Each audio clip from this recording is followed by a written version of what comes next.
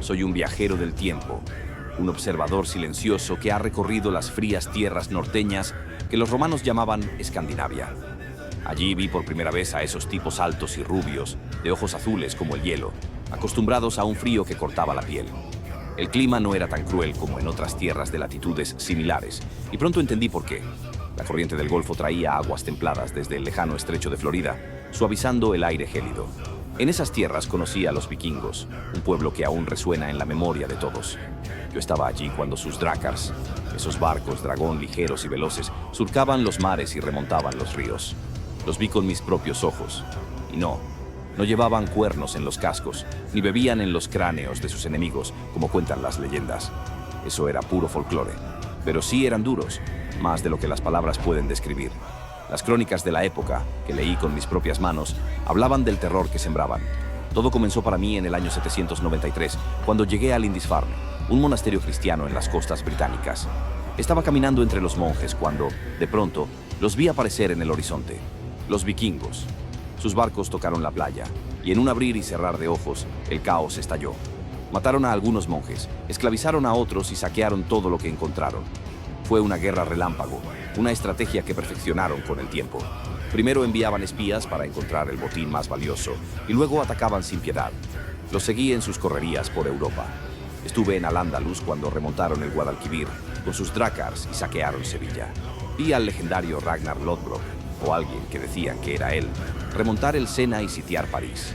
Al año siguiente su hijo llegó a Algeciras y el miedo se apoderó de los andaluces. Recorrí los ríos de Francia y la península ibérica con ellos, vi cómo desvalijaban ciudades y remontaban el Ebro hasta secuestrar al rey de Pamplona. Eran imparables. Un día me uní a un grupo liderado por Rollón, un gigante que, dicen, medía más de 2 metros y pesaba tanto que ningún caballo podía cargarlo. Lo vi con mis propios ojos negociar con Carlos el Simple, el rey francés, que no pudo detenerlo. Así nació el Ducado de Normandía, y me quedé un tiempo en esas tierras del norte de Francia, viendo cómo se asentaban. Más tarde supe que otros vikingos normandos fundaron un reino en Sicilia, y que los vikingos suecos, viajando al este, dieron origen a la Rus de Kiev.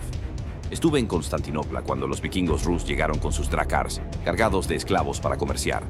Intentaron tomar la ciudad, pero el fuego griego de los bizantinos los detuvo. Sin embargo, el emperador Basilio II quedó tan impresionado por su ferocidad que contrató a algunos como su guardia personal. Yo mismo vi a esos guerreros de pie junto al trono, con sus hachas relucientes. Como marineros, eran insuperables. Los seguí en sus expediciones atlánticas a bordo de los Knarrs, barcos más pesados que los drácars, pero perfectos para llevar carga. Con Leif Erikson, hijo de Eric el Rojo, llegué a Islandia y Groenlandia. Y sí, estuve en Terranova, en las costas de América, unos 500 años antes de que Colón pusiera un pie allí. Vi cómo fundaron una colonia, pero también cómo la abandonaron. Algunos decían que fue por peleas con los nativos o entre ellos mismos. Nunca lo supe con certeza. Viví entre ellos lo suficiente para entender su fe. Creían en la mitología nórdica, en el Valhalla, ese gran salón en Asgard, donde los guerreros muertos eran llevados por las valquirias para prepararse para el Ragnarok. Odín reinaba desde su trono, y Thor, su hijo, blandía su martillo con furia. Con el tiempo vi cómo el cristianismo se abría paso entre ellos. Al principio rezaban a Odín y a Jesús al mismo tiempo, pero poco a poco las mujeres, que no tenían lugar en el Valhalla, abrazaron la promesa de una vida eterna más amable. En Noruega, años después, visité sus iglesias de madera, las Stavkirke, que aún hoy siguen en pie. El final de su era lo viví en 1066. El rey de Inglaterra había muerto sin heredero y el caos estalló. Estuve en Stamford Bridge cuando Harald el Despiadado cayó en batalla, marcando el ocaso de los vikingos. Pero semanas después, en Hastings, vi a Guillermo el Conquistador, un normando de sangre vikinga, tomar el trono inglés. Los normandos gobernaron casi un siglo, hasta que los Plantagenet los reemplazaron.